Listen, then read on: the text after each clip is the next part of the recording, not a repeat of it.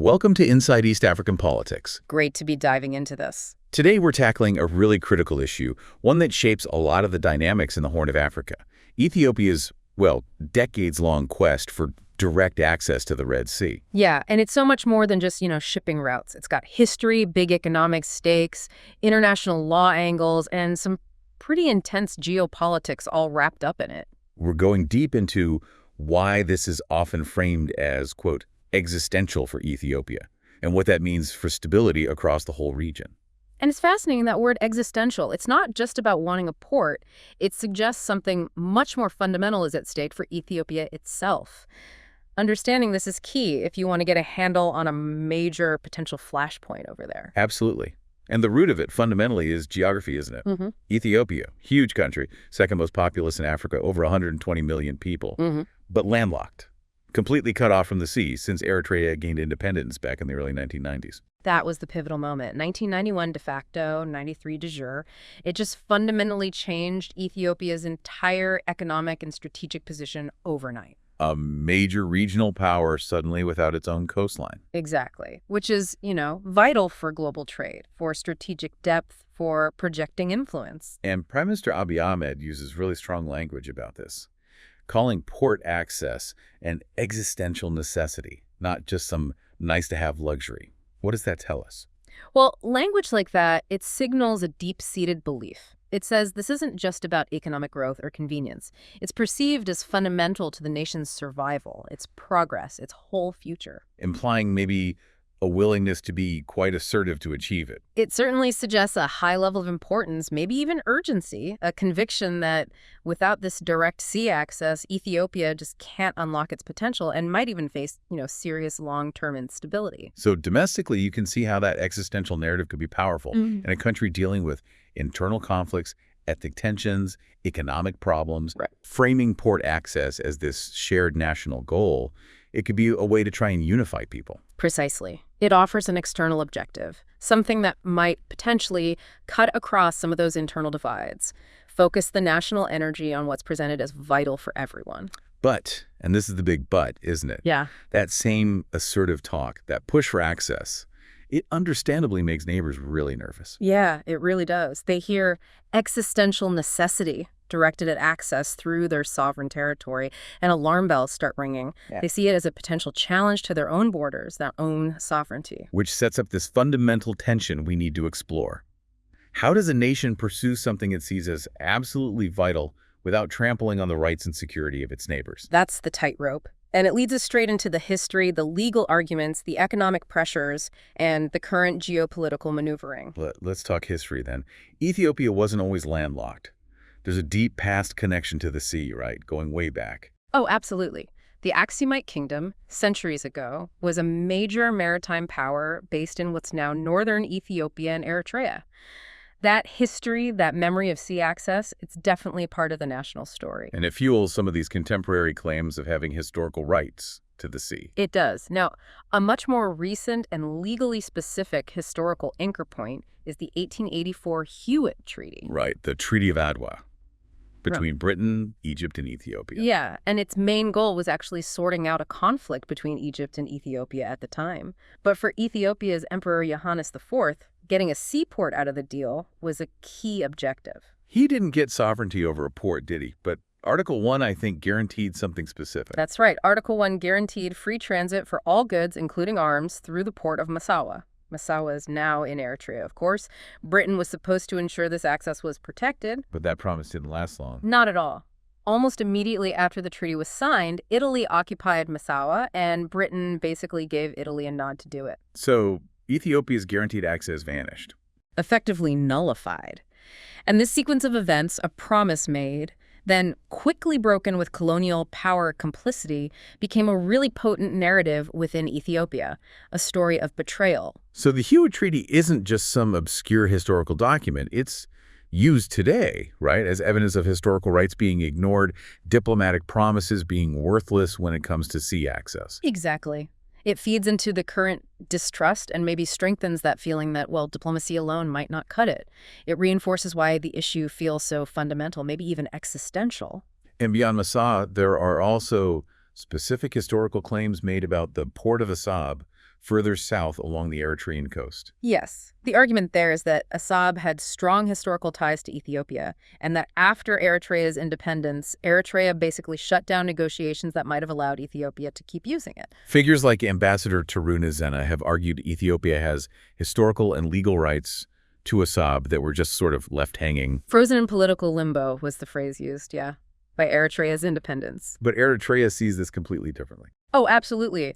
Any Ethiopian claim on Assab, historical or otherwise, is viewed in Asmara as a direct threat, a violation of their hard-won sovereignty and territorial integrity.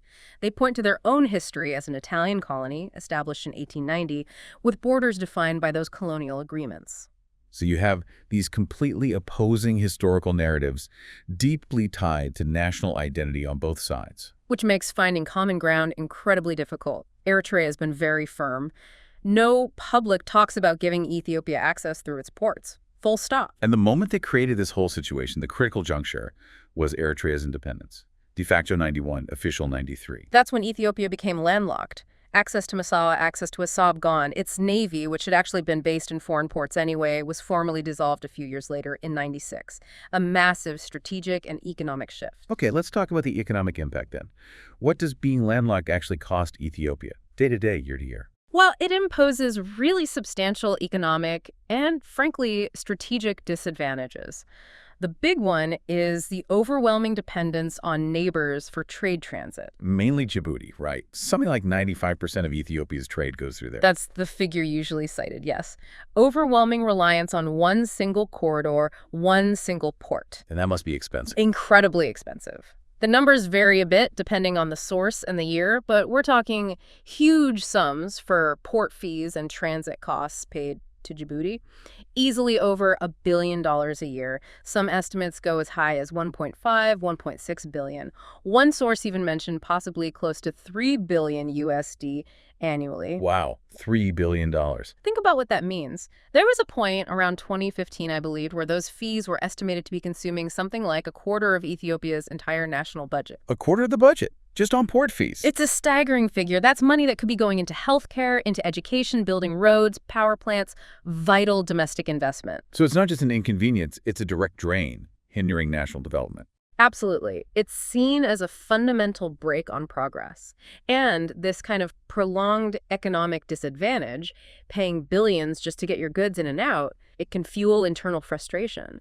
It contributes to that sense of a ticking clock that this situation is unsustainable and potentially destabilizing. And presumably, it hurts Ethiopia's ability to compete internationally. Higher transport costs make exports more expensive. Definitely impacts trade competitiveness. It makes it harder for Ethiopian businesses to sell their goods on the global market. There was a UN study, I recall, suggesting landlocked developing countries generally tend to be about 20% less developed than they might be if they had sea access. 20% less developed. That's a huge potential cost. It limits manufacturing growth, makes it harder to diversify the economy away from agriculture, discourages foreign investment, limits job creation. No. The knock-on effects are significant. And for ordinary people, does it filter down? Oh, sure. Higher prices for imported goods, everything from fuel to food to consumer products, plus potential delays and unreliability in supply chains. Beyond the pure economics, you mentioned strategic disadvantages too. Yes. This heavy reliance on neighbors, primarily Djibouti, creates significant geopolitical vulnerability. It puts Ethiopia in a position where its economic lifeline is subject to the, let's say, political whims or leverage of the transit state. So the access they have now through Djibouti, it's not seen as a right, but more like a privilege that could be revoked. That's precisely the perception. It's seen as a revocable privilege, not a secure, guaranteed right. And this erodes Ethiopia's strategic autonomy. It also means Ethiopia feels excluded from key discussions about Red Sea security and governance, despite being a major regional player. So the economic cost, billions in fees, lost competitiveness translates directly into geopolitical vulnerability and perceived loss of strategic independence. Exactly. The reliance gives Djibouti, or potentially other transit states, significant leverage. It's a loss of control over a critical aspect of national life. Okay, so if the current situation is so costly and strategically risky, does international law offer any help? Is there a right to sea access for landlocked states? Well, international law tries to address this. It aims to balance the needs of landlocked states with the sovereignty of coastal or transit states. The main legal framework here is the UN Convention on the Law of the Sea, UNCLOS. It dates from 1982, came into force in 94. UNCLOS. And what does it say? Does it give Ethiopia a right to demand a port? Not quite like that. Article 125 is key. It grants landlocked states the right of access to and from the sea.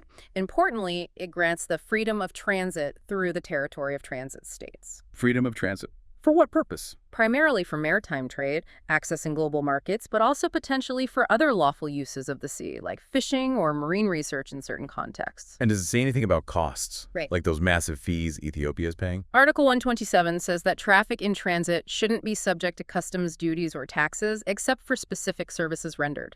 Things like port handling, storage, transport infrastructure usage, those can be charged for. UNCLOS also says ships flying the flag of landlocked states should get equal treatment in ports. Article 131. It also mentions rights regarding resources in the coastal states' exclusive economic zone, the EEZ. Yes, Article 69 talks about a right for landlocked states to participate on an equitable basis in exploiting the living resources, basically fishing in the EEZs of neighboring coastal states. And Article 254 mentions participation in marine scientific research. But here's the catch, I assume. How does this balance with the coastal states' sovereignty?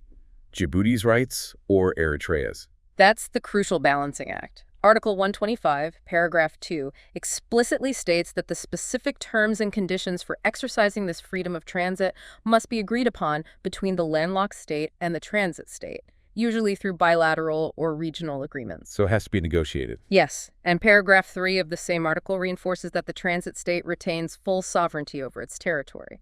It has the right to take necessary measures to protect its territory and its legitimate interests. Okay, so the key takeaway is UNCLOS grants a right of access in transit, but it's a general right, not an absolute one. It depends on reaching an agreement with the transit state. Exactly. It's fundamentally a right to negotiate access terms, not a right to demand a specific piece of territory or a port unilaterally.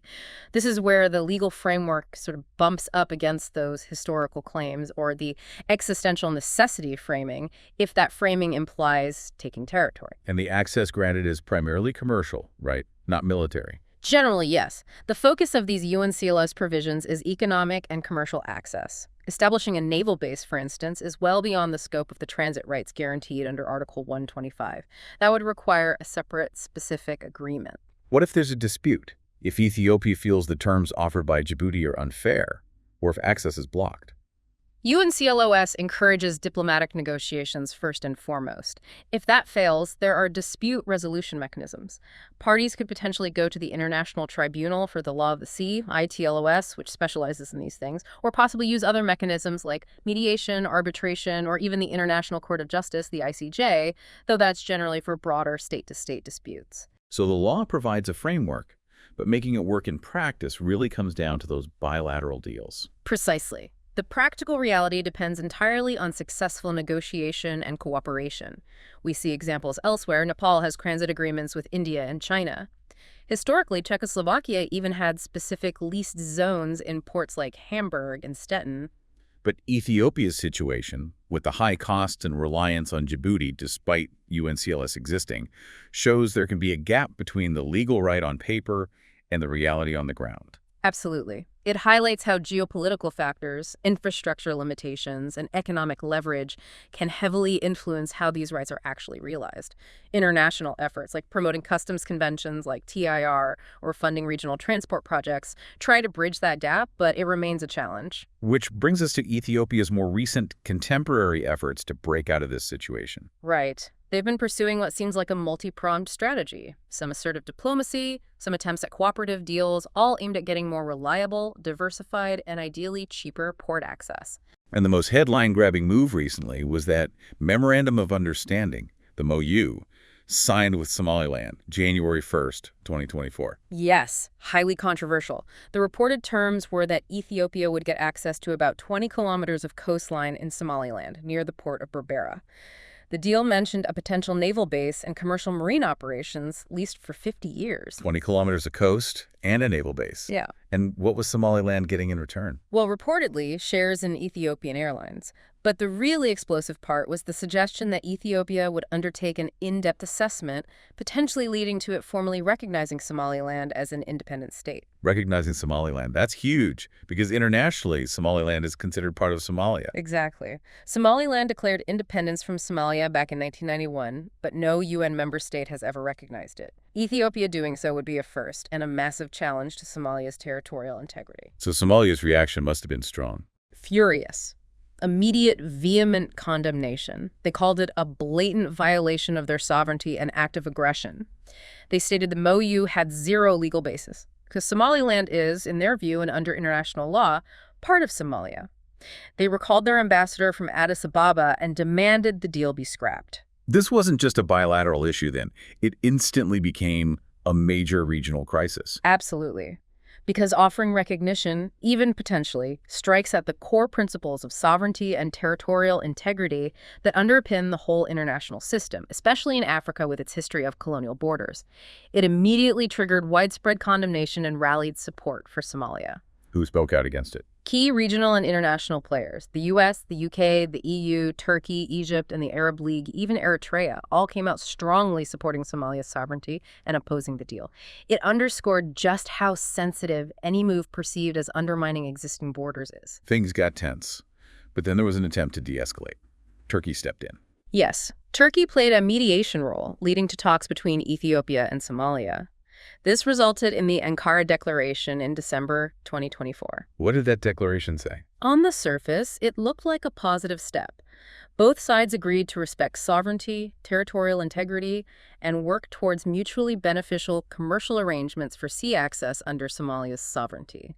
That last part was key. Technical talks were scheduled. What about the Somaliland MOU itself? Was it canceled?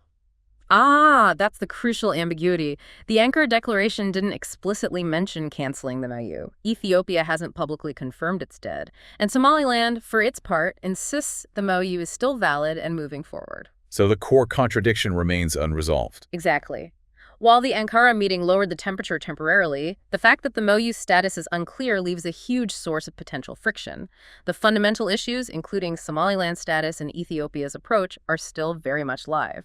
Real de-escalation needs more than just papering over that crack. Okay, so the Somaliland approach was very confrontational.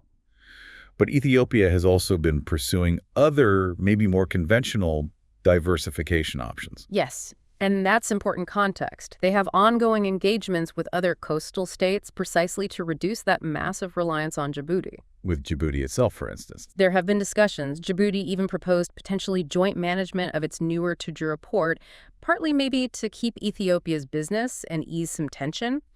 And remember, Ethiopia already has some existing arrangements, like owning a stake in Djibouti's main port in exchange for Djibouti getting shares in Ethiopian state firms like the airline. And Sudan. Port Sudan. There was an agreement back in 2018 for Ethiopia to potentially acquire a stake in Port Sudan's development and administration. It's used for some Ethiopian trade, but it's still a relatively small fraction compared to Djibouti, and Sudan's own internal instability complicates things. What about south, towards Kenya, the LAPSSET project? Yeah, right. The Lamu Port South Sudan-Ethiopia Transport Corridor. That's a massive long-term infrastructure project involving rail links to connect Ethiopia and South Sudan to Kenya's new Lamu port. It offers another potential route, but it requires huge investment and is very much a work in progress. So these engagements with Djibouti, Sudan, Kenya, they represent a strategy of trying to build multiple options, reduce risk, and gain leverage through more cooperative means. Exactly. It's a deliberate effort to diversify, build redundancy, and enhance strategic autonomy and economic resilience. It stands in pretty stark contrast to the high-risk, high-reward approach embodied by the Somaliland MOU. Let's zoom out to the wider geopolitical dynamics then. This quest for sea access isn't happening in a vacuum. Not at all. It's deeply tangled up in regional security competition, power struggles, and shifting alliances. It's definitely polarizing the region. We mentioned tensions with Eritrea, Ethiopia's rhetoric about Assad. Is seen by Eritrea as a direct threat. Asmara interprets any talk of historical claims or necessity regarding its territory as potentially aggressive intent. Despite the peace deal in 2018, the relationship is still quite fragile, marked by suspicion. Ethiopia's actions, especially the Somaliland deal, are perceived by neighbors generally as undermining sovereignty and challenging established borders.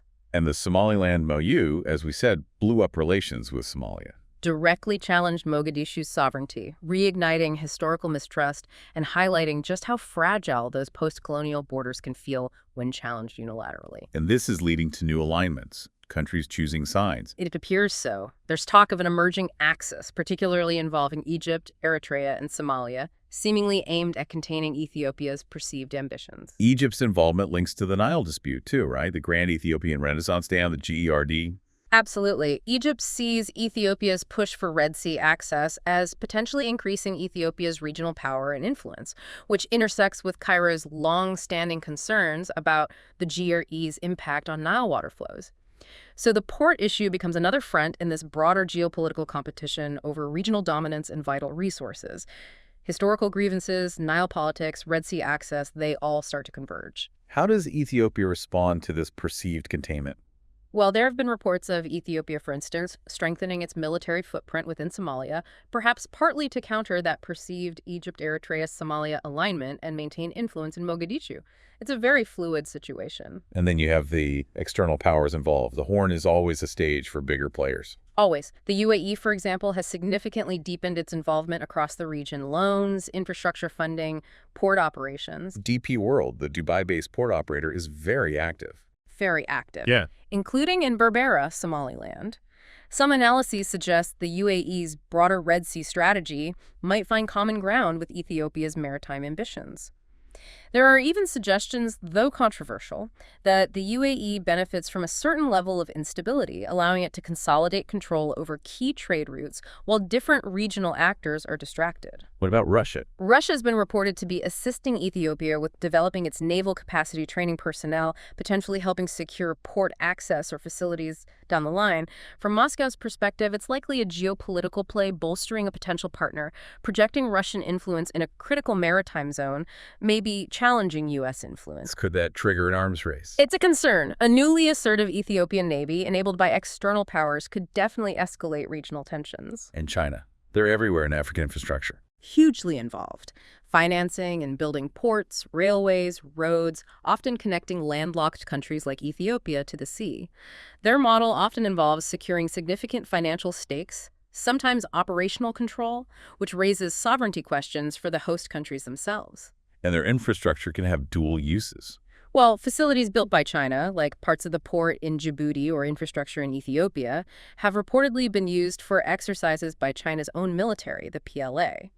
So the strategic and military dimensions of China's economic engagement are undeniable. So the involvement of the UAE, Russia, China, it complicates things immensely. It's not just regional players anymore. It turns Ethiopia's quest into part of a much larger geopolitical contest. These external powers aren't neutral facilitators. They have their own strategic and economic interests, securing trade routes, projecting power, gaining access to resources. And their involvement can easily exacerbate local rivalries rather than resolve them. Ethiopia, meanwhile, often highlights its own role in regional security, doesn't it? Contributions to peacekeeping, fighting groups like al-Shabaab. Yes, Ethiopia is a major troop contributor to missions like ATMIS in Somalia. And Addis Ababa argues that having secure sea access would actually strengthen its ability to play this stabilizing role, making it a benefit for regional security overall. They position themselves as indispensable for stability. But there's a paradox there, isn't there? A huge one. While Ethiopia sees itself, and indeed is, a major security provider, its recent actions and rhetoric around sea access, the Somaliland deal, the existential language are perceived by its immediate neighbors as profoundly destabilizing. So a total disconnect between self-perception and neighbors' perception. Pretty much. And that disconnect makes genuine regional security cooperation much harder. Ethiopia clearly wants to reassert itself as a leading regional power, including in the maritime domain, partly to reduce reliance on Djibouti and hedge against instability elsewhere.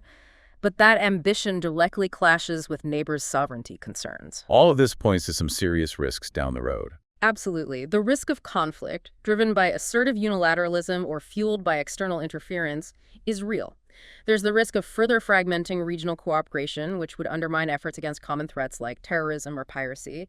The potential impact on international shipping through the vital Bab el-Mandeb Strait is a global concern. It really tests the region's ability to find cooperative solutions. It does. And failure could mean prolonged instability. An Ethiopian navy could escalate tensions. Continued frustration within Ethiopia over being landlocked could fuel internal problems that spill across borders. It's a volatile mix. Okay, so pulling all these threads together, the history, the economics, the law, the recent moves, the geopolitics, what's the way forward? How can this be resolved? Well, the core dilemma remains stark. How does Ethiopia meet its very real economic and strategic need for sea access, a need backed by history and driven by huge current costs, without violating the sovereignty and security of its neighbors, especially in such a complex region with so many external actors stirring the pot? International law, UNCLOS, offers a path through negotiation and agreement, but it doesn't grant a right to territory. Right. It provides the framework for access based on cooperation, but that framework clashes with narratives of historical entitlement or existential demands that might imply unilateral action. And recent attempts, like the Somaliland MOU, have shown how quickly things can escalate, exposing fragile alliances and deep mistrust. The Ankara Declaration offered a potential off-ramp, but that unresolved MOU issue shows how precarious any truce is. And that underlying economic pressure on Ethiopia, that multi-billion-dollar annual cost, it remains a potent driver of instability if cooperative solutions aren't found. It really is a ticking clock. So what do the analyses suggest Ethiopia should do? What are the recommendations? The consistent advice from many experts seems to be prioritize diplomatic solutions. Focus on securing commercial agreements through established legal channels, respecting sovereignty. This approach reassures neighbors, aligns with UNCLOS, and offers the best chance for sustainable, reliable access. The Ankara Declaration's principal mutual benefit under the transit state's sovereignty could be a model. And be clearer about intentions, especially regarding that Somaliland deal. Absolutely. Transparency is key. Ambiguity breeds suspicion. Clear communication about the status of the MOU and Ethiopia's ultimate goals would help build trust, or at least reduce mistrust. What about broader regional integration? That's another avenue. Investing in comprehensive regional economic projects, think shared infrastructure, energy grids, trade facilitation, perhaps leveraging Ethiopia's role in regional bodies like IGA. Fostering interdependence, where everyone benefits, can shift the dynamic away from zero-sum competition over port access. But underpinning all of that has to be respect for sovereignty. Paramount. Adhering to the principles of territorial integrity and non-interference is crucial. Recognizing that the UNCLOS right is to negotiate access, not seize territory, is fundamental for any cooperative path forward. Aggressive rhetoric or unilateral moves just undermine the necessary trust. And what about the international community? What's their role? They can play a constructive part. Continuing to support mediation efforts, like Turkey's initiative, is important. Encouraging dialogue through established regional platforms like the African Union and IGAD, ensuring solutions are locally owned. Supporting those regional bodies themselves. Yes, channeling support through them strengthens regional capacity for managing these issues. Also, actively discouraging unilateral actions that undermine sovereignty is vital. And that includes addressing the potentially destabilizing influence of external powers who might be exploiting divisions for their own gain. The UAE, Russia, and others have been mentioned in this context. Tackling the root causes, too, the economic burden. Recognizing that the economic pressure on Ethiopia is a source of potential instability is important.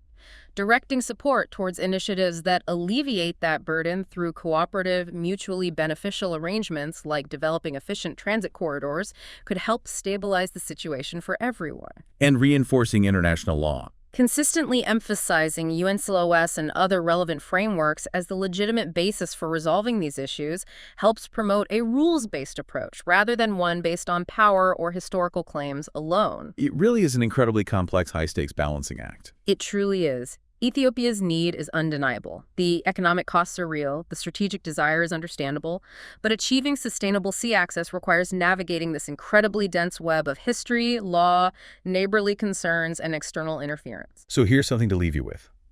Given these deep historical wounds, the immense economic pressures driving Ethiopia, the fundamental sovereignty concerns of its neighbors, and the significant meddling by external powers, can genuine cooperation, grounded in international law, actually win out? Or are the forces pushing towards fragmentation and conflict simply too strong in the Horn of Africa, meaning this quest for the sea will likely remain a source of tension for